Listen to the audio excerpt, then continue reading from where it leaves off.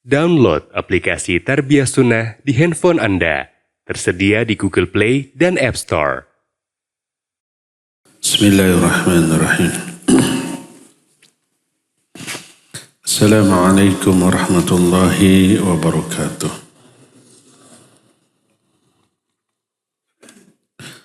Innal hamdalillah nahmaduhu wa nasta'inuhu wa nastaghfiruh. ونعوذ بالله من شرور أنفسنا وسيئات أعمالنا من يهده الله فلا مضل له ومن يضلل فلا هادي له وأشهد أن لا إله إلا الله وحده لا شريك له وأشهد أن محمدا عبده ورسوله يا أيها الذين آمنوا اتقوا الله حق تقاته ولا تموتن إلا وأنتم مسلمون وبعد. Hadirin jamaah Masjid An-Nafi' Dago yang Allah muliakan, para pendengar Radio Tarbiyah Sunnah Bandung, kita kembali berjumpa melanjutkan kajian tentang godaan syaitan. Salah satu cara syaitan menggoda adalah bekerja sama dengan syaitan dari kalangan bangsa manusia. Kalau seseorang atau bahkan satu komunitas muslim imannya kuat, tak bisa tergoda, tak bisa terayu, tidak bisa disesatkan, maka syaitan kemudian menggait kawan-kawannya dari kalangan manusia untuk melakukan tindakan real nyata yang bisa membendung gerakan dakwah mereka dan memberikan tekanan psikis dan fisik kepada orang-orang yang beriman yang tak tergoda tadi. Mereka mendekati orang-orang kafir untuk memerangi kaum muslimin atau untuk menekan, untuk menteror, untuk mengintimidasi, untuk menghina, mencaci dan yang sejenisnya. Mereka juga menggait kalangan internal kaum muslimin dari dua komunitas, dua kelompok. Kelompok pertama kelompok munafiqin. Kelompok kedua ahli maksiat. Karena itu berkata Ibnu Muflih, fa in salima min dzalik waqafa lahu fil aqabati sabi'ah wa la yaslimu minha ahadun idh law salima minha ahadun la salima minha Rasul sallallahu alaihi wasallam wa hiya taslitul a'da'il fajarah bi anwa'il adza. Kalau ada orang yang selamat dari beragam jenis godaan syaitan, maka syaitan tidak putus asa, dia melangkah kepada langkah berikutnya.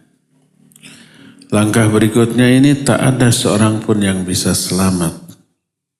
Seandainya ada yang bisa selamat, pasti yang selamat itu Nabi SAW.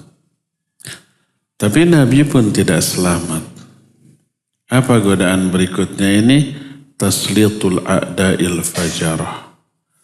Yaitu menggerakkan musuh-musuh dari kalangan orang kafir dan orang durhaka untuk menekan, memberi intimidasi, memberi bulian, hinaan, cacian, makian, bahkan tindakan fisik, bahkan ancaman pembunuhan. Nabi SAW tidak selamat. Dicaci, dimaki, difitnah, diberi julukan-julukan yang julukan itu bertolak belakang dengan realita Nabi SAW. Bahkan bertolak belakang. Nabi orang yang paling jujur digelari Al-Amin, setelah menjadi Nabi digelar pendusta, diberi gelar pendusta. Nabi SAW orang yang mengharamkan sihir, beliau dituduh tukang sihir. Dan seterusnya. Bahkan ketika beliau sujud, waktu di Mekah, ditaploki punggungnya oleh kotoran unta. Dilempar dengan batu, dengan besi sampai berdarah-darah. Dikepung untuk dibunuh. Wa'idh yamkuru bikal ladzina kafaru liyuthbituka aw yaqtuluka aw yukhrijuk. Fayamkuruna wa yamkurullah. Wallahu khairul makirin. Ingat ketika orang-orang kafir berbuat makar, rencana jahat untuk menyergapmu, membunuhmu atau mengusirmu. Mereka membuat makar, Allah pun membuat makar dan Allah sebaik-baik pembuat makar. Berkata muallif, "Idza lam yastati asy-syaitan ay yatasallata 'alal insan wa yudillahu wa yughawwiyahu bi nafsihi fa innahu yasta'inu bi ikhwanihi min kufaril ins liyudayyiqu hadzal ins."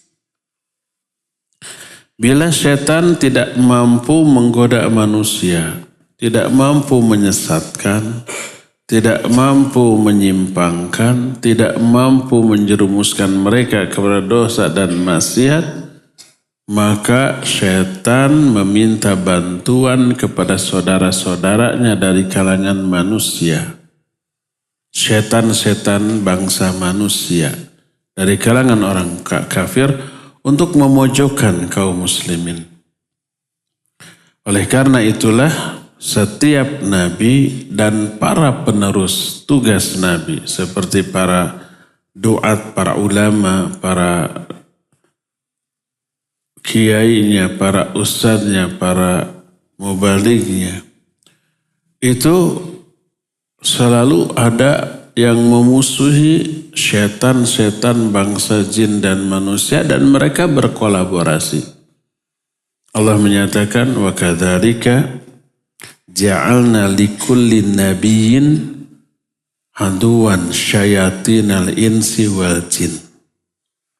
Demikianlah kami jadikan bagi setiap nabi musuh-musuh dari kalangan setan-setan bangsa jin dan setan-setan bangsa manusia.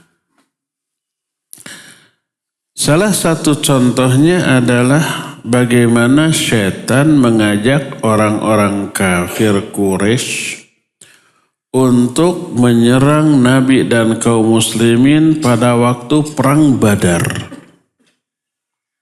Tadinya orang-orang musyrik itu ragu, tidak percaya diri untuk menyerang. Tapi si iblis datang kepada mereka, menyerupai orang. Kalau tidak berupa orang, masa ngomong tiba-tiba ada suara tanpa wujud. Seorang tokoh dari Bani Kinanah memberikan provokasi, ayo kita nanti akan bantu. Kita akan ada di belakang kalian.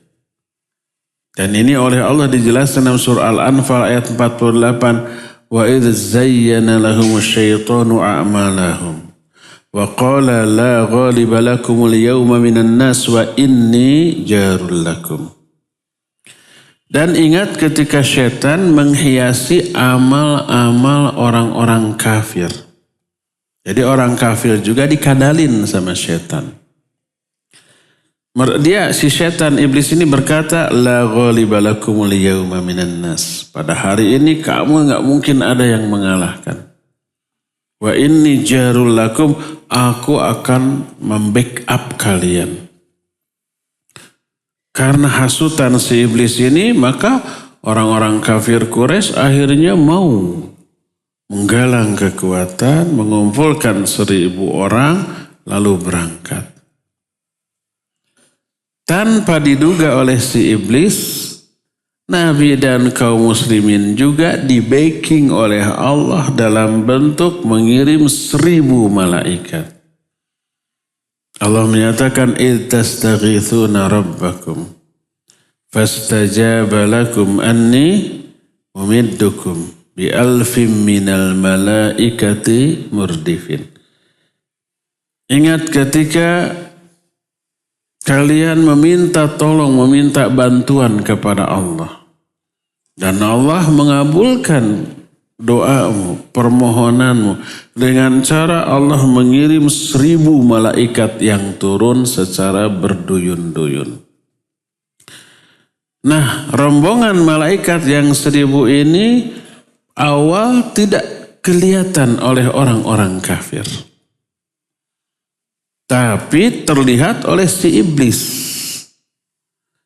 Maka apa yang terjadi? Begitu bertemu 2 pasukan dan iblis melihat. Pasukan iblis itu sudah ikut berperang. Sudah ada di barisan. Tapi mereka melihat pasukan para malaikat. Yang tidak terlihat oleh manusia-manusia kafir. Apa yang terjadi? Mereka lari pontang-panting mundur ke belakang karena takutnya. Sampai ke lautan. Allah menyatakan, falamma tara'atil fi'atan nakasu ala aqibai. Wa qala inni bari'um minkum. Inni ara ma la tarawun. Inni akhafullaha rabbal alamin. Ketika 2 pasukan ini berjumpa, bertemu,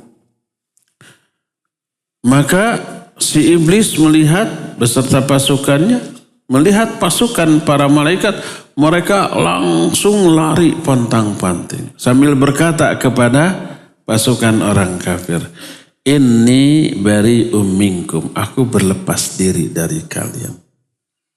Inni ara ma la tarawun, aku melihat apa yang tidak kalian lihat, yaitu pasukan malaikat. Inni akhafullaha rabbal alamin. Aku pun takut kepada Allah Rabbul alamin.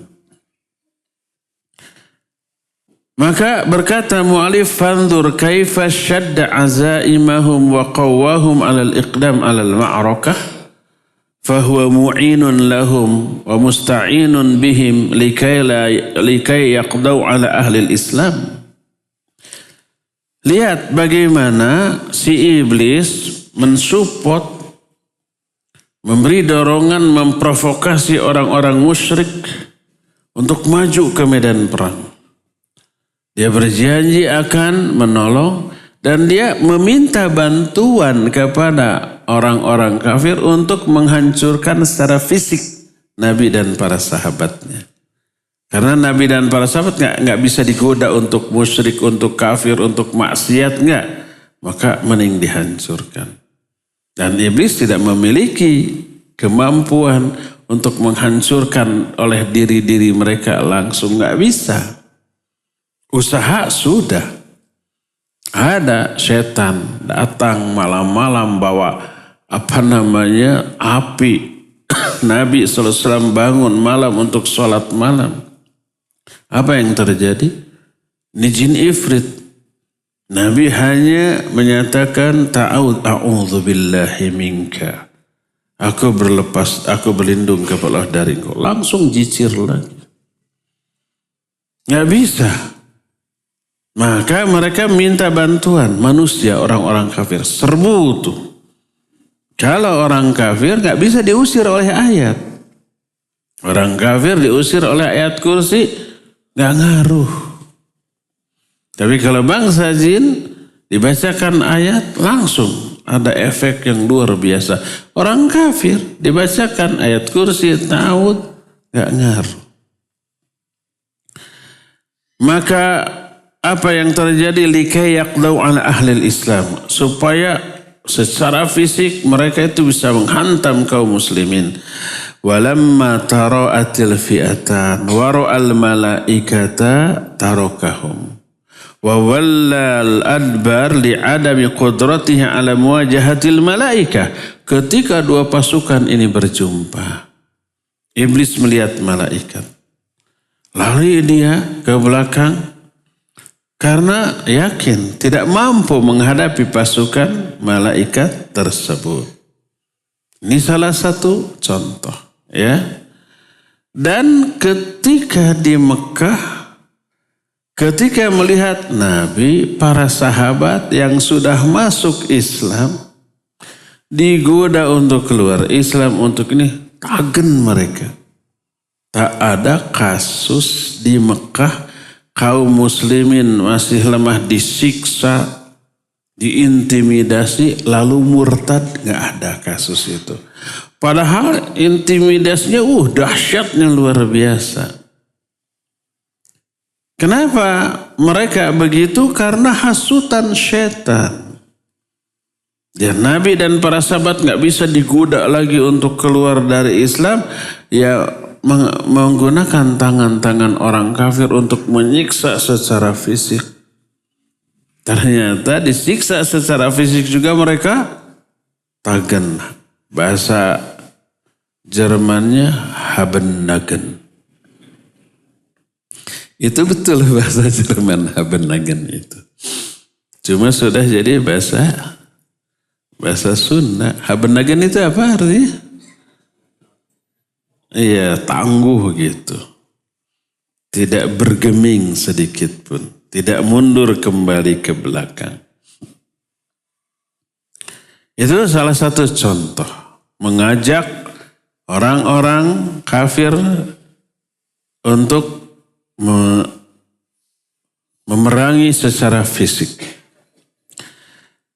Kedua, wa min dzalika anna syayatinal jin tasta'inu bi syayatinil ins lil mujadalati wa tashkik fi dinillahi ta'ala.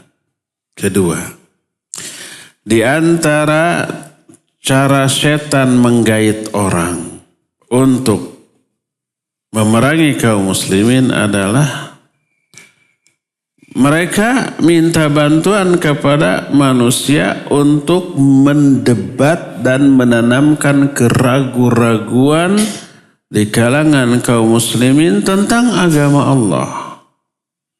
Nah, ini mah yang digunakan bukan orang kafir. Karena kalau orang kafir nggak bisa meruntuhkan akidah Islam. Tapi yang digunakan orang-orang munafik. Orang munafik tidak memerangi kaum muslimin secara fisik. Tapi dari dalam digerogoti. Dalam bentuk apa? Mujadalah wa tashkik. Mujadalah itu mendebat. Dengan ro'yu, dengan filsafat, dengan kultur budaya. Dengan berlindung di balik istilah kearifan lokal. Disebut Islamofobia, tidak mau. Lalu berlindung di balik istilah kearifan lokal tadi. Sehingga apa yang terjadi? Kalangan orang awam bingung, kadang ragu, seringkali mendukung propaganda kearifan lokal ini. Ini salah satu di antara cara setan. Sebagaimana firman Allah dalam surah Al-An'am 121. Wa inna syayatin la yuhuna ila awliyaihim liyujadilukum. Wa in ata'tumuhum innakum lamusyrikun. Sesungguhnya setan mewahyukan. Setan juga memberi wahyu. Allah memberi wahyu kepada siapa? Para nabi, para rasul. Setan memberi wahyu kepada para wali mereka. Ada wali setan. Ada dua jenis wahyu, wahyu Allah dan wahyu setan. Wahyu Allah turun kepada para nabi dan para rasul. Wahyu setan turun kepada wali-wali setan. Dua macam wali, ada wali Allah, mereka orang-orang beriman dan bertakwa. Ala inna awliya Allah la khawfun alaihim wa lahum yahzanun alladzina amanu wa kanu yattaqun. Ingat, wali-wali Allah itu tidak akan merasa ketakutan, tidak akan merasa duka cita. Mereka orang beriman dan orang bertakwa. Ini wali Allah. Ada lagi wali setan. Dua wahyu, dua wali. Wahyu Allah, wahyu setan, wali Allah dan wali setan. Kata Allah, sungguhnya setan mewahyukan kepada wali-wali mereka. Untuk apa? Liyujadilukum. Untuk mendebat kalian. Wa in ata'tumuhum innakum lamusyrikun. Kalau kalian mentaati wali-wali setan itu, kalian musyrik. Yang menjadi asbabun nuzul dari ayat ini diterangkan dalam salah satu hadis yang diterima dari Ibnu Abbas radhiyallahu anhuma. Kata Ibnu Abbas, ja'a unasun ila Nabi sallallahu alaihi wa alihi wasallam. Hinama nazala qauluhu ta'ala wa la ta'kulu mimma lam yudhkar ismullahi alaihi. Ada serombongan orang datang kepada Nabi sallallahu alaihi wasallam.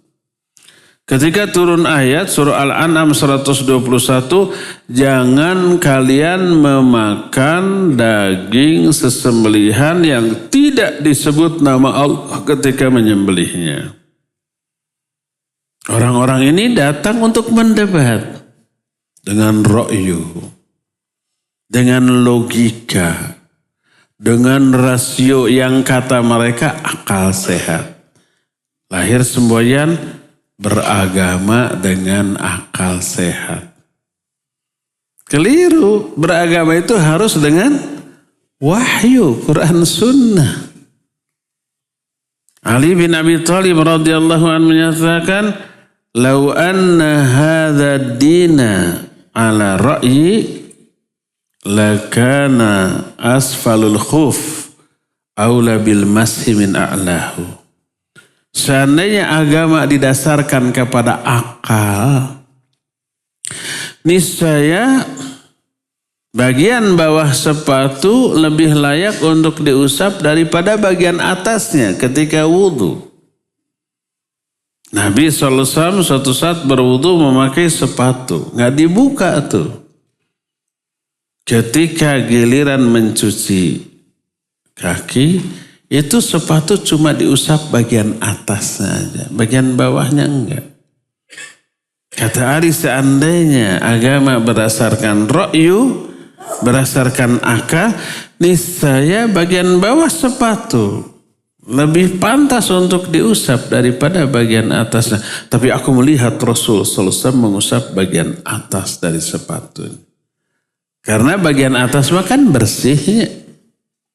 Yang paling kotor yang mana? Bawah. Nginjek segala macam tuh. Jadi beragama bukan berdasarkan akal. Akal sehat. Kata mereka akal sehat. Kalau akal sakit itu. Tapi berdasarkan wahyu. Karena agama buatan Allah. Allah yang merumuskannya dalam bentuk wahyu. Inilah agama. Kalau agama didasarkan pada akal, pertama akal siapa? Akal satu orang dengan orang lain kan beda. Jangankan dengan orang lain. Akal dia setahun lalu dengan sekarang sudah beda. Dengan nanti tahun akan datang beda lagi. Berubah kan? Pola pikir manusia dipengaruhi oleh banyak faktor. Kalau agama didasarkan pada akal, maka agama dianggap budaya. Hasil budidaya manusia, hasil olah fikir dan olah rasa manusia. Itu budaya bikinan orang kalau begitu. Jadi agama bukan berdasarkan akal, tapi berdasarkan apa tadi teh? Wahyu. Jadi ketika Allah menurunkan ayat wala ta'kulu mimma lam yudhkar ismullahi alaih, jangan kalian makan sesembelihan yang tidak disebut nama Allah ketika menyembelihnya.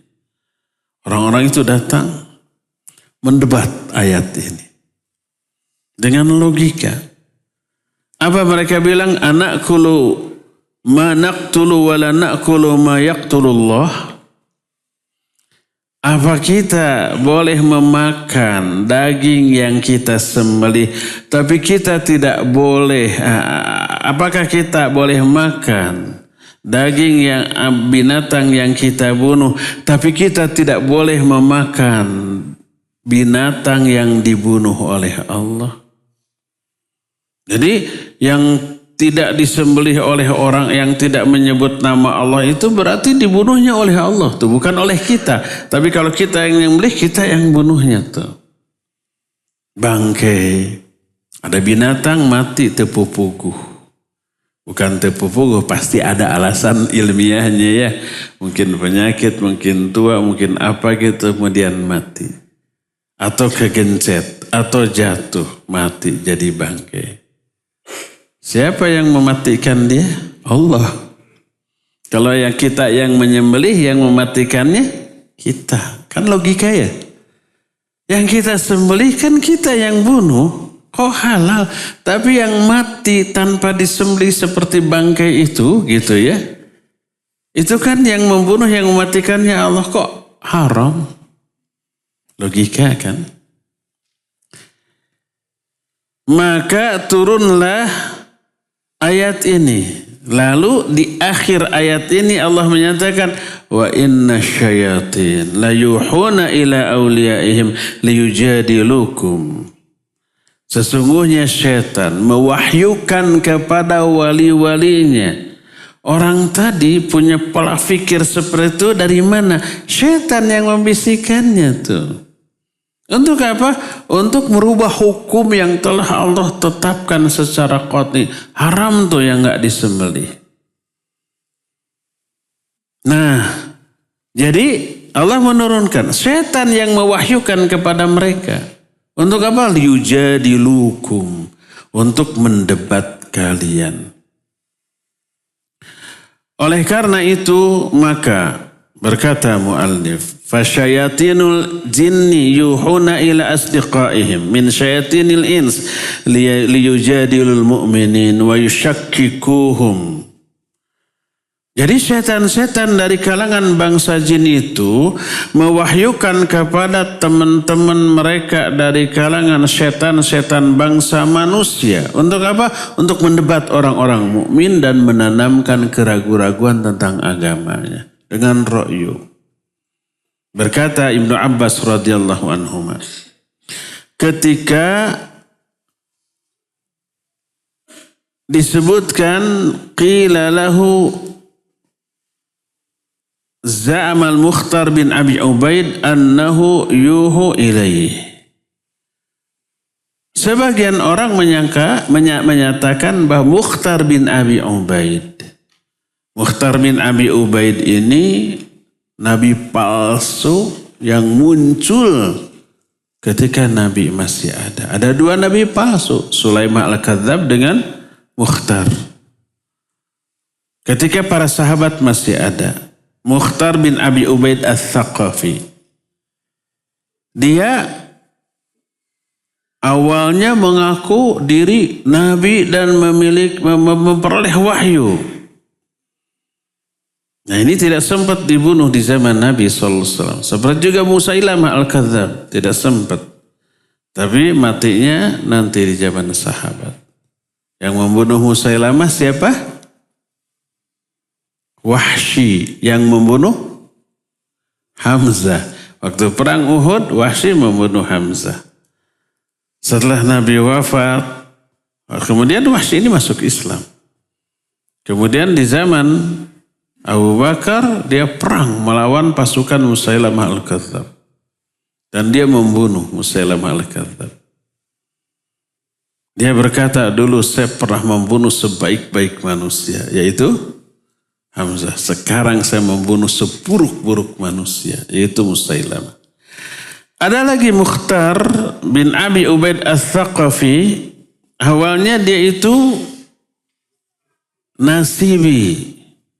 Kemudian pindah jadi Tasyayyu, menjadi bagian dari orang-orang Syiah. Kemudian mengadakan praktek perdukunan. Nasibi itu lawan dari Syiah. Orang yang tapi sama-sama mengkafirkan Ali bin Abi Thalib, Nasibi itu. Kalau Syiah kan mengkultuskan. Nah, Mukhtar bin Abi Ubaid dikatakan oleh orang-orang dia memperoleh wahyu. Dikomentari oleh Ibnu Abbas, benar dia dapat wahyu. Orang yang bertanya itu kaget, kok bisa Mukhtar bin Abi Ubaid ini dikatakan punya wahyu, dapat wahyu. Apa kata Ibnu Abbas? Huma wahyan. Wahyullah wa wahyu syaitan. Fa wahyullah ila Muhammadin sallallahu alaihi wasallam wa wahyu syayatin ila awliyaihim. Ada dua jenis wahyu, kata Ibnu Abbas. Wahyu Allah dan wahyu syaitan. Adapun wahyu Allah diturunkan kepada Nabi Muhammad SAW dan wahyu syaitan diturunkan kepada wali-wali syaitan.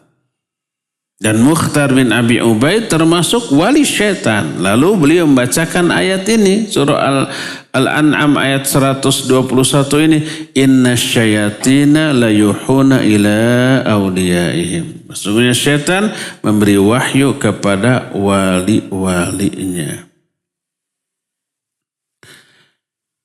Jadi seperti itu yang dilakukan oleh syaitan laknatullahi alaih ketika si syaitan itu sudah gak bisa menggoda orang, menyesatkan orang, sehingga orang menyimpang sudah gak bisa, udah dihasut wali-walinya dari kalangan manusia.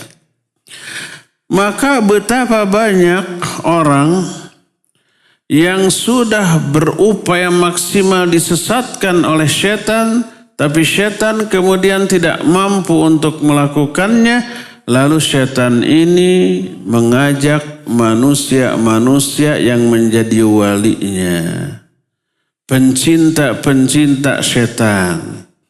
Lalu mereka itu dihasut untuk melakukan beragam dosa, maksiat, kemungkaran, kebid'ahan dan khurafat. Kemudian orang-orang yang sudah terhasut menjadi ahli maksiat, ahli bid'ah, pelaku kemungkaran, penyebar hoaks dan khurafat, digunakan oleh setan untuk menghantam orang-orang mukmin yang istiqamah di atas Quran Sunnah. Ahyanan bil mudhayaqah was-sukhriyah wal istihza wat ta'dzib. Kadang-kadang mereka itu dihasut oleh setan untuk menekan kaum muslimin yang istiqamah, menghina, mengejek, memberikan laqab-laqab yang buruk, kadang-kadang menyerang secara fisik. Kalau ada pengajiannya dibubarkan. Kalau nggak ada pengajiannya di media sosial, dicela, dimaki, diberi laqab-laqab yang buruk. Laqab yang buruk itu Wahabi. Padahal itu istilah yang bagus. Wahabi artinya pengikut Al-Wahhab. Siapa Al-Wahhab? Allah Azza wa Jalla. Ya. Sekarang kemarin saya baca diplesetkan Wahabi itu menjadi Wahbabi segala macam. Itu pelecehan. Yang dihinakan itu ajaran Allah Azza wa Jalla, bukan orang-orangnya. Karena kalau orang-orang yang mereka sebut Wahabi itu tidak berpegang teguh kepada Quran Sunnah, nggak akan dilecehkan seperti itu. Karena itulah maka berkata muallif, wa kam min syabin iltazama dinallahi ta'ala wa wadhaba 'ala sholawati ma'al jamaah faja'atu syayatinul ins wa hasanat lahu sahar indal aflam wal musrihiyat wal qanawatil fadhaiyah al habitah falam yastati ayyaquma li sholatil fajr.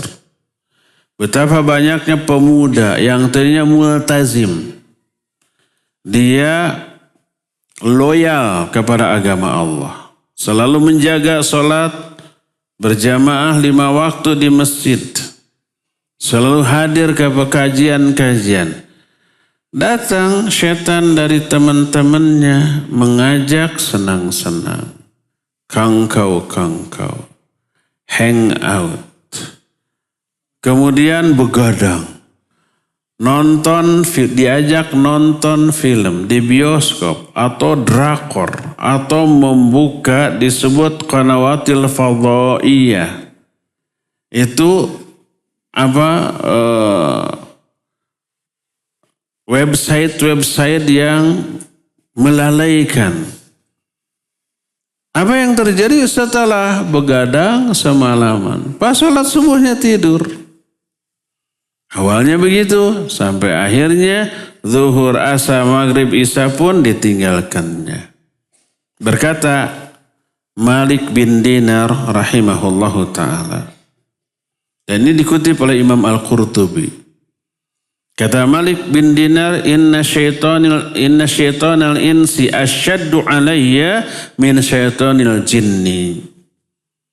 Wa dzalika idza ta'awadtu billah dhahaba anni syaitanul jinn. Wa syaitanul ins yaji'uni fayajurruni ilal ma'asi iyanan. Syaitan manusia lebih susah, lebih berat godaannya untukku dibanding godaan syaitan jin. Kenapa? Karena ketika aku digoda oleh syaitan bangsa jin, aku ta'awudz. A'udzubillahi minasyaitonirrajim. Atau baca ayat, syaitan itu pergi, kabur, menghindar, menjauh dari kita. Itu kalau syaitan bangsa jin. Adapun syaitan bangsa manusia, dia datang kepadaku, menyeretku untuk berbuat maksiat, menjauhi Allah Azza wa Jalla. Tak mempan oleh ta'awud, tak mempan oleh ayat kursi, tak mempan oleh zikir apapun. Kalau kita bacakan zikir, ta'awud, ayat kursi, kalau manusia yang kafir itu syaitan. Manusia ahli maksiat yang mengajak kepada keburukan juga itu syaitan. Cuek dibacakan ayat kursi. Dia bilang, saya juga hafal ayat kursi. Al-Baqarah saya hafal. Ada yang begitu? Ya ada. Jadi syaitan bangsa manusia tidak bisa terusir oleh azan, oleh zikir, oleh bacaan Al-Quranul Karim. Mereka juga tidak dibelenggu pada bulan Ramadan. Tapi mereka terus-terusan memberikan godaan untuk mendebat orang-orang yang beriman. Dalam surah Al-Hajj, ayat yang ketiga Allah menyatakan, wa minan nasi may yujadilu fillahi bighairi ilmin wa yattabi'u kulla syaitanin marid. Di antara manusia ada yang mendebat kalian tentang Allah tanpa ilmu. Tentang nama-nama Allah, tentang sifat-sifat Allah, kita didebatnya. Tanpa ilmu, maksud tanpa ilmu dengan ra'yu. Maksud tanpa ilmu yaitu tanpa Al-Quran dan As-Sunnah. Quran Sunnah juga ditolak dengan ra'yunya. Hanya karena Allah gak mungkin punya sifat begini. Kan gitu. Dengan ra'yunya. Nah, kata Allah, di antara manusia ada orang yang mendebat kalian tentang Allah tanpa ilmu dan mengikuti semua bisikan setan yang durhaka. Maka mereka mendebat tentang zat Allah, tentang nama-namanya, tentang sifat-sifatnya, tentang syariat-syariat Allah Azza wa Jalla. Terlebih pada zaman sekarang, mereka yang begitu memiliki media, di blow up oleh media. Makanya pede terang-terangan mereka itu menolak banyak sifat-sifat Allah hanya dengan ra'yu.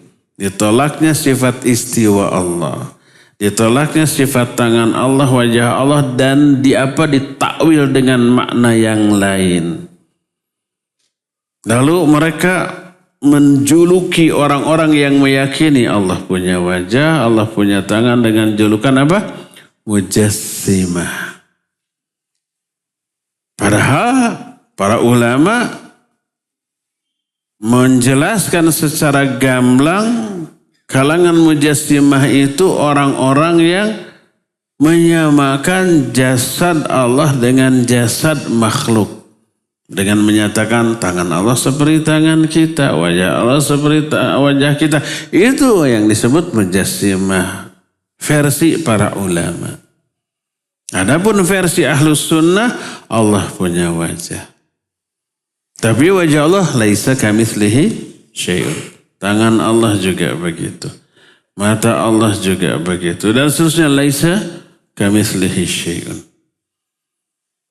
Ada yang mereka faham, iya, tapi tetap menisbatkan tubuh bagi manusia. Lalu mereka bagi Allah. Lalu mereka menyatakan Allah itu tidak memiliki tubuh. Karena memiliki sama dengan makhluk. Kita balikan. Kalau Allah tidak memiliki tubuh, apa tidak menyerupai makhluk? Ada nggak makhluk yang tidak memiliki anggota tubuh? Ada? Banyak tuh, udara, gas, asap, kayak gitu kan? Tidak memiliki anggota tubuh. Jadi bukan begitu cara memahami sifat-sifat Allah Azza wa Jalla. Dan kelihatan lagi kurang fahamnya mereka. Yaitu memahami sifat sebagai bukan fisik.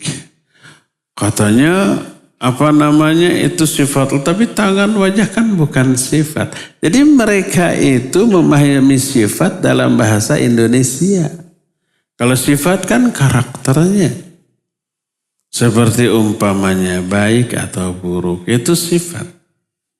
Itu dalam bahasa ini sifat, dalam bahasa Arab beda. Sifat itu gambaran terhadap sesuatu baik perbuatan ataupun fisik. Umpama sifat salat Nabi. Apa makna sifat salat Nabi? Tata cara perbuatan. Dan itu ruku, sujud, itu fi'il, itu kata kerja, bukan kata sifat dalam bahasa Indonesia. Tapi dalam bahasa Arab itu sifat. Sifat salat Nabi, sifat saum Nabi, sifat di sana dipakai untuk menjelaskan tata cara melakukan amalan. Tata cara sholat disebut sifat sholat Nabi. Tata cara saum disebut sifat saum Nabi. Dan dalam bahasa Arab, gambaran fisik juga sifat. Makanya umpamana sif wujuhahum lana. Terangkan sifat-sifat wajah mereka kepada kami. Makna sifat-sifat wajah itu kondisi wajah mereka kepada kami. Terangkan hidungnya gimana, pipinya gimana, bibirnya gimana, matanya gimana. Itu dalam bahasa Arab. Sifat itu penjelasan bisa tentang fisik, benda, perbuatan, atau karakternya. Jangan sifat dalam bahasa Arab difahami oleh sifat dalam bahasa Indonesia. Tangan kaki mah kata benda, bukan kata sifat. Kok mereka menyebutkan tangan itu sifat Allah? Gitu kata mereka gitu kan. Itu karena apa? Karena memahami sifat dalam bahasa Arab difahami oleh sifat dalam bahasa Indonesia. Ya nggak nyambung atuh ya. Seperti itu. Bahkan berkata muallif, wa fi hadzal asri kathratil mujadalah wa tashkik fi syar'illah wa annahu la yasluh li hadzal zaman fatakallamuna fi haddis saraqah wa haddil qatl wa haddir rajam wa ghairiha wa dzalika anna syayatinal jin ta'uzzuhum wa tuharrikum lijadil mu'minina fillahi wa syar'i. Di zaman sekarang perdebatan tentang dan menanamkan keraguan-raguan tentang syariat Allah lebih dahsyat lagi. Lalu mereka mengatakan pada zaman sekarang nggak layak lagi berbicara tentang hukum membunuh, hukum rajam, hukum mencuri, potong tangan, nggak pantas. Bahkan untuk zaman sekarang nggak perlu lagi menghafal Al-Quranul Karim. Ada lagi yang menyatakan sekarang kalian itu cuma baca Quran, baca aja. Nggak ada manfaatnya kalau nggak tahu isinya. Ada kan yang begitu? Karena logika. Akhirnya orang meninggalkan bacaan, meninggalkan hafalan, fokus ke isi, tapi isinya difahami oleh ro'yunya. Ini lebih berbahaya. Padahal Al-Quran dan hadis menyatakan membaca satu huruf aja luar biasa itu. Man qara'a harfan min kitabillah falahu hasanah wal hasanah bi asyri amsalihha. Siapa orang baca satu huruf saja dari kitab Allah, bagi dia dapat satu pahala, dan satu pahala dilipat gandakan menjadi 10 pahala. Aku tidak berkata alif lam mim itu satu huruf, tapi 3 huruf. Alif, lam, dan mim. Allah menyatakan, innal ladzina yatluna kitab Allah. Terus wa aqamus shalah. Wa anfaqu mimma razaqnahum sirran wa alaniyah. Orang-orang yang membaca kitab Allah, membaca. Menegakkan salat. Menginfakkan sebagian yang kami rizkikan kepada mereka, baik sembunyi-sembunyi atau terang-terangan. Mereka itu orang-orang yang mengharapkan perniagaan yang tak akan pernah rugi. Jadi membaca satu huruf luar biasa pahalanya. Kata Nabi SAW, kenapa kalian tidak pergi ke masjid lalu membaca 2 ayat Allah? Itu pahalanya lebih baik daripada berkorban dengan 2 ekor unta. 3 ayat Allah lebih baik daripada 3 ekor unta, dan seterusnya. Bacanya aja udah luar biasa besar. Itu pertama, menggerakkan lidah ini untuk baca Al-Quran luar biasa. Kedua, bacaan ini berpengaruh kepada hati, kepada jiwa orang yang membacanya. Walaupun gak paham, apalagi paham. Salah satu di antara kemu'jizatan Al-Quran adalah orang bisa menangis mendengar atau membaca ayat Al-Quran yang benar walaupun gak paham isinya.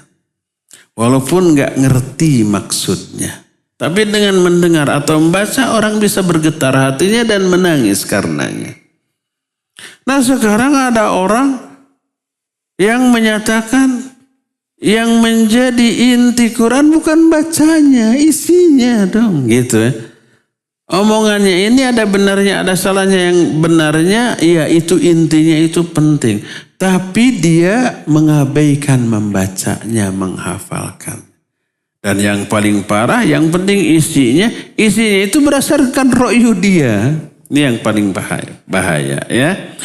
Karena itulah maka upaya orang untuk menjauhkan manusia mukmin dari syariat Islam itu beragam caranya, dan ini adalah wahyu setan kepada para walinya. Maka jangan heran kalau muncul ucapan sekarang kurban itu nggak perlu dengan menyembelih kambing, kurang manfaat. Udah aja harga seharga kambing sodakohkan. Ada yang begitu? Dia nggak ngerti di antaranya dikiranya kurban itu ibadah sosial saja. Betul ada ibadah sosial, sedekahnya. Tapi lebih dari itu ada unsur tauhid. Menyembelih itu tauhid. Menyembelih binatang. Karena perintah Allah itu mentauhidkan Allah dalam hal penyembelihan. Fasholli li rabbika wanhar. Inna sholati wa nusuki. Salatku dan sesembelihanku. Itu tauhid loh. Ada kemarin saya pernah di WA oleh seseorang mantan menteri. Ustaz tolong bantah ini. Ada seruan orang-orang yang membayar dam haji tamattu sebaiknya disembelihnya di Indonesia saja biar lebih manfaat gitu. Kalau di sana sudah melimpah, udah di Indonesia.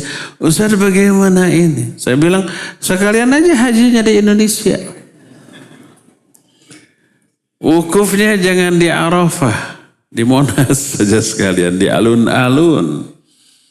Sekalian tawafnya bikin Ka'bah sendiri. Biar nggak terlalu banyak biayanya. Biar biayanya semuanya khusus untuk pemerintah Indonesia. Nggak ada yang ke pemerintah Saudi. Kan bayar visa, hotel, pesawat itu kan jelas menguntungkan pihak lain. Sekalian aja di Indonesia tuh kalau begitu. Ya. Kehel atau dah. Jadi hadiah itu harus disembelihnya di sana. Mekah atau Mina gitu ya. Nggak boleh di luar itu. Jadi banyak orang berupaya untuk menghapus syariat Islam dan mengganti dengan sesuatu yang menurut akalnya lebih baik. Karena keterbatasan pemahaman mereka tentang ibadah itu. Seperti kurban. Disangkanya hanya ibadah sosial, sedekah. Udah ganti aja dengan uangnya. Kalau kambing gak semua orang suka. Terus kambing ada mudarat bikin darah tinggi. Kolesterol naik. Padahal yang bikin naik kolesterol dan darah tinggi itu bukan kambingnya ya katanya. Tapi apanya? Santannya, bumbunya, cara masaknya gitu ya. Di sate ada tararutung nata. Karbonnya bisa jadi kanker. Tapi kalau cara masaknya bagus, dibakar tapi tidak gosong. Tidak tersentuh oleh api. Saya bisa, kemarin sudah berhasil. Ada 2 pekan yang lalu saya bakar kambing. Empuk keluar itu copot dari apa namanya? Tulangnya tanpa gosong, tetap basah. Empuknya, bumbunya meresap. Semua tukang bakar kambing se-Bandung yang saya pernah rasa kalah dengan ini. Promosi. Ada caranya gitu. Di Saudi itu begitu dibakar tapi tidak gosong. Tetap girinyih kata orang Sunni, nggak ada terjemahannya girinyih.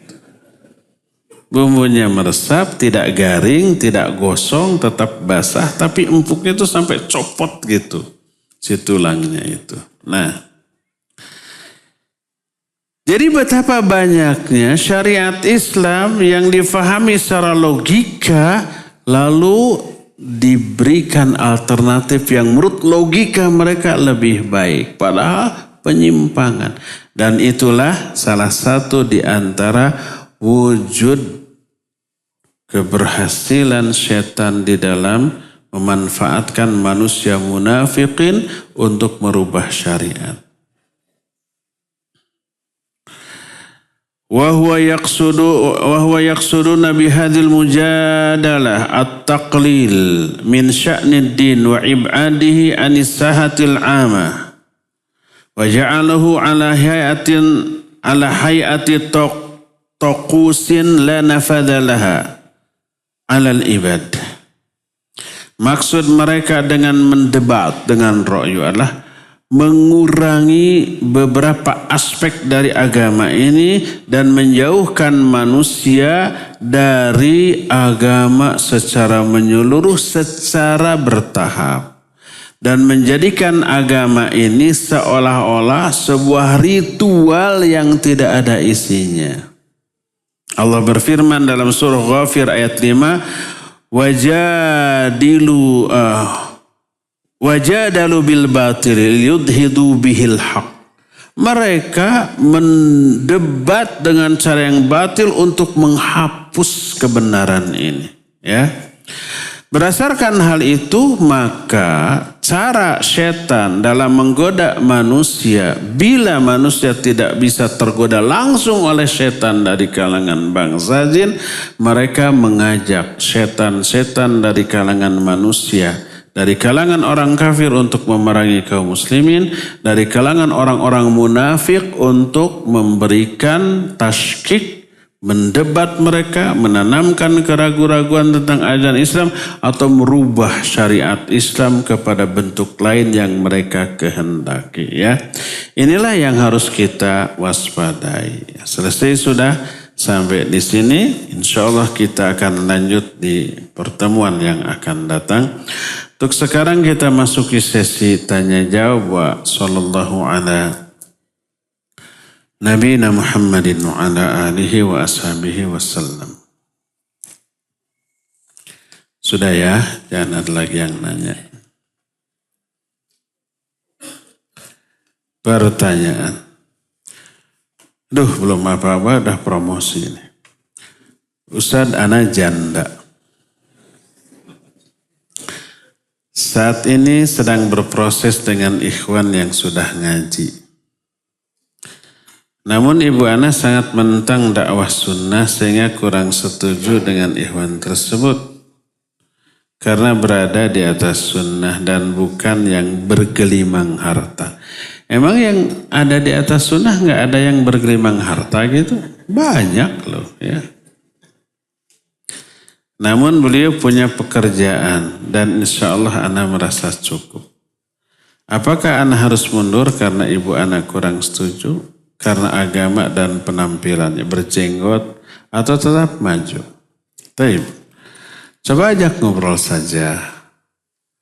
Jadi keridhaan ibu itu tetap super penting dalam pernikahan kita. Kita nggak ingin tetap menikah dalam keadaan nanti suami kita bermusuhan dengan ibu kita. Dimusuhi, dibenci ya. Berikan aja penjelasan. Ya. Bahwa yang kita nilai agamanya, sholatnya, pemahamannya, akhlaknya. Ya syukur-syukur kalau ikhwan yang ini ya nyunnah berjenggot tapi kaya raya.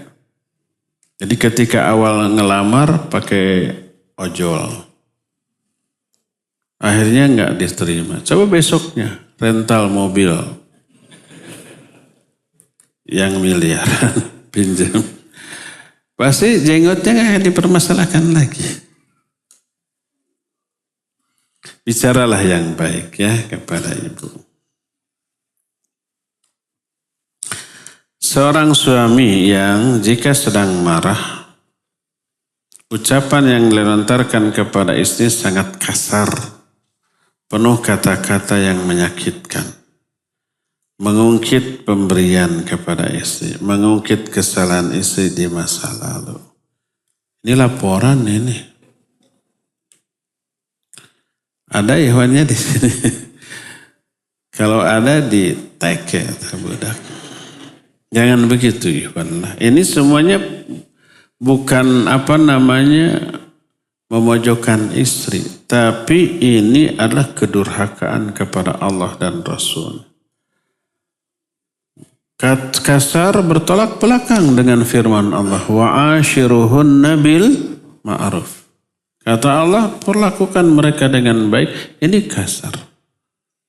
Juga mengabaikan wasiat Rasul sallallahu alaihi wasallam. Istausu bin nisa'i khairan. Aku wasiatkan kalian untuk berbuat baik kepada istri. Diabaikan. Khairukum li ahli. Sebaik-baik kalian orang yang paling baik ke istrinya. Tuh. Ketika ada seorang wanita dengan bapaknya datang, ya Rasulullah, ini saya dipukul oleh suami saya. Kata si wanita itu. Apa kata Nabi SAW? Balas, kisos, semangat, pulang. Saat itu turunlah wahyu. Dipanggil lagi orang itu. Lalu sampaikan ayat ini bahwa bahwa suami berhak memukul istri. Allah menyatakan dalam surah An-Nisa 34, wallati takhafuna nusyuzahunna fa'idhuhunna wahjuruhunna fil madhaji wadribuhunna. Wanita-wanita durhaka nasihati, kalau enggak nurut pisah tempat tidur, kalau enggak nurut juga pukul. Tapi kata Nabi SAW, laisa ulaika min khiyarikum. Orang yang sampai mukul istrinya bukanlah orang terbaik, bukan orang yang baik-baik. Jadi lihat baik buruknya seorang itu dilihat dari sikapnya ke istri, ya. Mengungkit-ungkit pemberian ini menggugurkan pahala.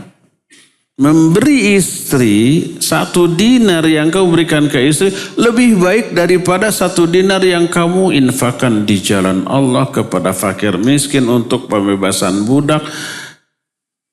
Itu yang terbesar disebut a'dhamuha ajra alladhi anfaqtahu ala ahli. Yang paling besar itu adalah sedekah infak yang kau berikan kepada istrimu. Diungkit-ungkit namanya al-mannan. Ya, thalathun. Ada 3 golongan manusia. La yandurullahu ilaihim. Wa la yukallimuhum. Wa la yuzakkihim. Wa lahum azabun alim. 3 golongan manusia. Allah tidak akan melirik mereka. Tidak akan mengajak bicara. Tidak akan disucikan. Dan bagi mereka azab yang pedih. Salah satunya adalah, ada 3. Pertama, al-musbil izarah. Orang yang musbil. Musbil itu menutupi, memakai gamis, sarung atau celana panjang menutupi mata kaki. Yang keduanya, orang yang menjual barang dengan sumpah palsu. Dan yang ketiganya, al-mannan. Al-mannan itu yang mengungkit-ungkit pemberian kebaikannya kepada orang lain. Ya gugur, kata Rasul, kata Allah dalam Al-Quran, ya ayyuhalladzina amanu la tubtilu shadaqatikum bil manni wal adha. Hai orang-orang beriman, jangan kamu gugurkan pahala sedekahmu dengan al-manni wal adha. Al-manni itu al-mannan, orang yang mengungkit-ungkit sedekahnya, kebaikannya. Dihapus itu. Selain dihapus dapat 4 azab yang tadi. Nih ikhwan, kalau ikhwan suami yang dimaksud di dalam pertanyaannya ada di sini, regepkeun ku salira. Apa diregepkeun? Camkan. Ya. Jangan mengungkit kebaikan kepada siapapun termasuk kepada istri. Itu tadi soal cerita. Nah sekarang pertanyaannya. 1. Sumpah serapah yang diucapkan ketika seorang marah dalam kurung berkolaborasi dengan setan. Contohnya sholat tahajud. Kok gak nyambung? Contohnya sholat tahajudmu, puasa, sunnahmu, ibadahmu ke Baitullah tidak akan diterima Allah kalau suami tidak ridho. Semua amal ibadah percuma, hilang semua. Apakah sumpah tersebut berlaku? Sumpah serapah tersebut berlaku? Hal tersebut diucapkan oleh suami yang temperamental dan pernah mengalami sakit stroke. Oh, pantesan. Pertama, kalau omongan suami tersebut karena kesalahan istri, ya bisa, benar. Istrinya durhaka, suaminya marah. Lalu berkata, semua ibadahmu itu kalau suami nggak ridho, iya betul. Kalau suami nggak ridho karena kesalahan istri, iya. Kecuali kalau istri nggak salah secara syar'i, menurut pendapat pribadi dia salah, itu beda lagi umpamanya. Suami menutup aurat. Istrinya menutup aurat. Suami nggak suka. Kenapa? Sayang. Istri itu cantik. Artis Miss Universe kalah. Kalau ditutup wajahnya orang-orang nggak tahu, dia nggak bisa bangga. Makanya setiap keluar kamu jangan tutup wajahmu. Saya nggak ridho. Tetap aja tutup wajahnya. Keluar tutup aurat. Suami murka, marah. Gak akan diterima. Suami yang ngaco ini. Ya. Selain stroke juga ngaco tadi. Ya. Tapi kalau suaminya yang benar, istri yang durhaka lalu ngomong begitu, iya suaminya benar ya. Kemarahan si suami hanya karena permasalahan kecil dari istrinya. Sering saya jelaskan. Kecil menurut istri itu yang pertama. Kedua, kecil itu ya awalnya. Ketika istri melakukan kesalahan kecil, dinasihati, ditegur secara baik, si istri ngeyel. Ini yang menjadi pemicu marahnya suami. Bukan hanya kesalahan kecil di awal, tapi ngeyelnya dia di dalam kesalahannya itu, ini yang membuat suami gemes. Umpamanya istri bikin kopi mungkin kurang gula atau kemanisan atau cawerang. Tahu cawerang? Encer, ya kopi mah encer di mana-mana aja. Kurang kopinya. Kopinya sedikit, airnya gede. Kata suaminya, gitu ya. Kok ini beda dari biasanya cawerang begini. Nah, itu kesalahan kecil. Suami gak marah. Tapi begitu diingatkan, istrinya ngeyel. Bikin aja sendiri, saya capek tahu gak? Nah, ini yang bikin suami emosi marah. Lalu kemarahannya puncak. Kata istrinya, cuma bikin kopi. Gitu. Dia mengungkit kesalahan kecilnya. Padahal pemicunya bukan kesalahan kecilnya, bukan kopinya. Kopinya gak masalah. Tapi ngeyelnya dia. Gak merasa bersalah, malah membalikkan. Membalikkan. Bikin aja sendiri, saya capek tahu. Kamu kan suruh gede, bisa bikin sendiri, nyuruh terus. Nah itunya yang salah. Tapi ketika sudah memuncak, orang tua terlibat, si istri curhat, kesalahannya kecil, cuma bikin kopi cawerang, dia marah-marah gitu. Nah itu ya. Padahal penyebabnya bukan kopi cawerang.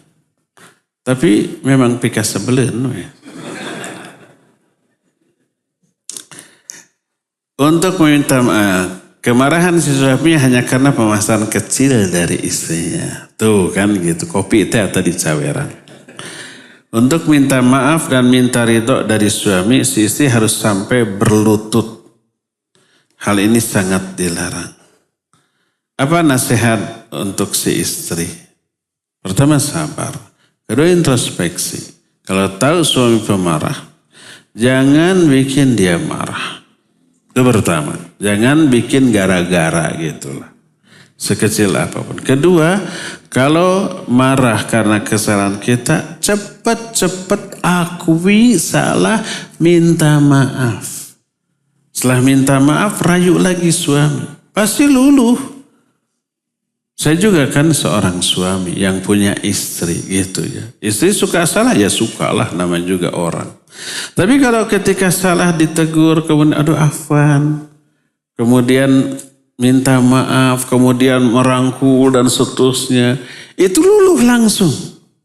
Ya udah nggak apa-apa. Jadi kita menyesal, aduh saya sudah membuat hati saya terluka, mungkin terlalu keras negurnya ya.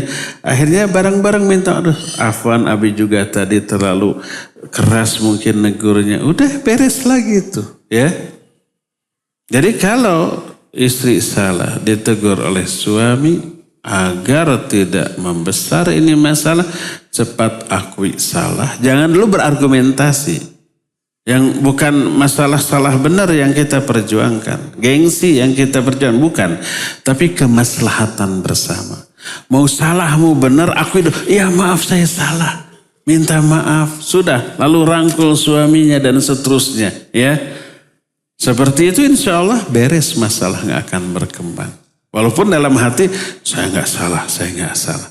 Nanti di momen yang pas baru ngomong. Sebenarnya tadi begini. Kalau dalam momen yang pas suaminya sudah kalem, sudah tenang ya. Lalu mengukit lagi yang tadi ya bisa ribut lagi.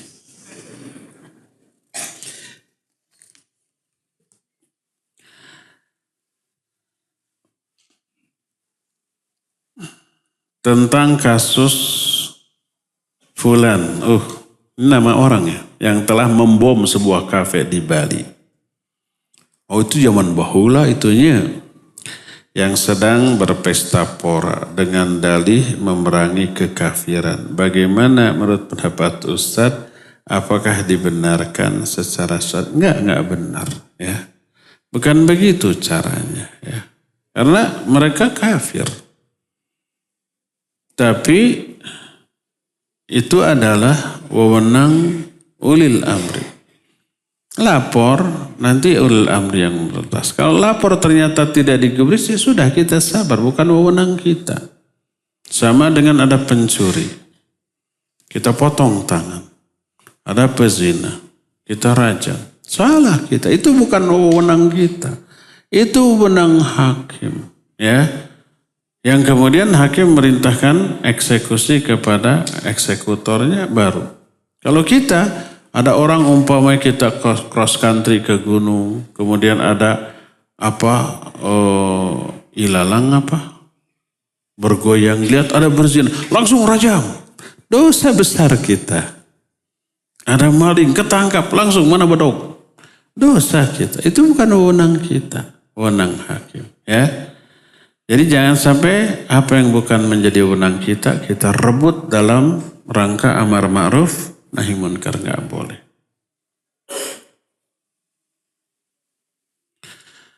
Bolehkah mengambil bibit tanaman di jalan seperti milik pemerintah kota di taman umum? Nggak boleh, itu milik itu ditanam loh. Sengaja dicabut sama kita. Sama dengan di pinggir jalan kan ada bola batunya. Bagus, boleh nggak kita ambil? Ambil aja, paling disebut maling. Gak boleh ya. Karena ada pemilik, siapa? Ya pemerintah. Dan pemerintah mengeluarkan uang untuk itu. Bagaimana caranya kalau lagi sholat tidak diganggu setan biar khusyuk? Gak bisa, sholat tuh pasti diganggu setan. Jangankan kita, Nabi Muhammad SAW diganggu setan ketika sholat. Gak bisa setan tolong, sekali ini aja jangan ganggu saya. Tambah diganggu ya. Yang lebih penting bagaimana cara kita menepis gangguan itu. Caranya gimana? Banyak faktor. Salah satunya adalah kita fokus kepada bacaan. Kita hayati makna dari doa yang kita baca. Sehingga hati pikiran ini karena fokus menghayati bacaan, gak punya waktu untuk berpikir di luar hal tersebut. Gak kepikiran masalah dunia, pekerjaan, utang dan seterusnya ya. Itu aja fokus ke sana.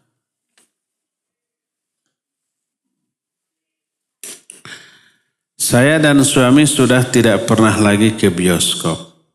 Berarti dulu osokta. Dan tidak pernah mengajak liburan anak ke bioskop.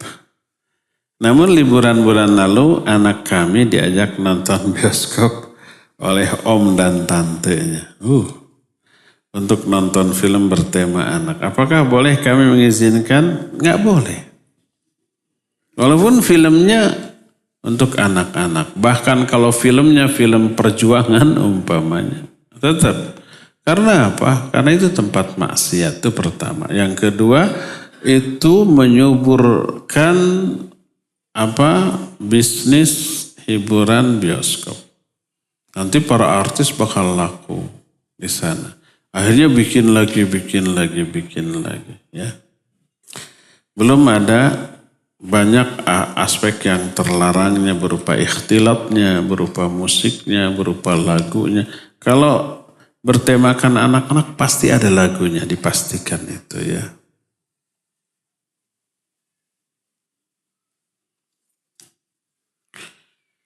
Jika calon pasangan yang akan dinikahi kondisinya bebas, tidak punya hutang ke bank atau pinjol. Tapi calon mertua akibat bisnis atau usaha punya hutang ke bank. Apakah hal tersebut termasuk yang bisa menjadi alasan batalkan pilihan calon pasangan? Mungkin. Karena nanti pasti akan dilibatkan. Tolong Bapak, dikejar-kejar debt collector gitu. Pokoknya sudah menyangkut masalah riba, dijamin tercabut keberkahan hidup. Binasa, hancur. Gitu ya. Itu sebab ngajak perang kepada Allah dan Rasul. Fa illam taf'alu fa'dhanum biharbi minallah. Kalau kamu tidak mau meninggalkan riba, maka umumkan genderang perang kepada Allah dan Rasul. Kalau sudah perang dengan Allah dan Rasul, bagaimana hidup bisa baik, bisa barokah ya. Jangan sampai ada keluarga kita yang kayak begitu. Kecuali kalau memang misah, kita di kota lain, mertua di kota lain dan tidak akan pernah mengganggu, ya mungkin. Tapi pastilah kalau dikejar debt collector nggak bisa bayar, pasti ngontak anak-anaknya. Ngontak pasangan kita. Pasti kita juga terlibat kena ya. Makanya ikhwan kalau umpamanya mau ta'aruf, salah satu pertanyaan, punya hutang nggak? Punya berapa? 10.000, bayar itu malah gampang. Tapi punya pinjol atau ke leasing atau ke bank, ini yang berbahaya ya. Bila dalam grup WA ada yang mengucapkan salam, waktunya di 1/3 malam. Misal ketika mau tahajud dan saya pas buka WA. Kalau salam itu dibalas, apakah tidak termasuk riya? Sebaiknya besoknya, paginya dibalas. Jangan tunjukkan bahwa kita jam 3 itu bangun, nanti orang-orang, tahajudnya dasar soleh. Ya, khawatir nanti ada riya di dalam kita atau ujub. Jadi ikhwan, akhwat, jangan bikin status jam 3, jam 2. Untuk menunjukkan jam tersebut kita bangun. Padahal bukan bangun, memang belum tidur dari kemarin. Susah tidur gitu. Tapi terbersit, orang menyangka saya bangun untuk tahajud. Walaupun kenyataannya tahajud, sembunyikan ya. Jangan sampai di jam tersebut kita memberitahukan bahwa kita bangun ya. Walaupun tidak tahajud. Bagaimana cara menghindari godaan setan dari golongan manusia? Tergantung. Kalau dia orang kafir yang memerangi, ya lawan kumhadaya. Nabi SAW dulu melawan. Tapi kalau orang-orang munafik dengan ro'yunya mereka melakukan tashkik, kita bantah ya, bantah. Kalau ahli maksiat mengganggu, dakwahi dulu, dinasihati secara baik-baik. Ya, sudah sampai di sini. Insyaallah kita jumpa kembali di Selasa yang akan datang. Subhanakallahu bihamdik asyhadu an la ilaha illa anta astaghfiruka wa atubu ilaik. Walhamdulillahirabbil alamin. Wassalamualaikum warahmatullahi wabarakatuh.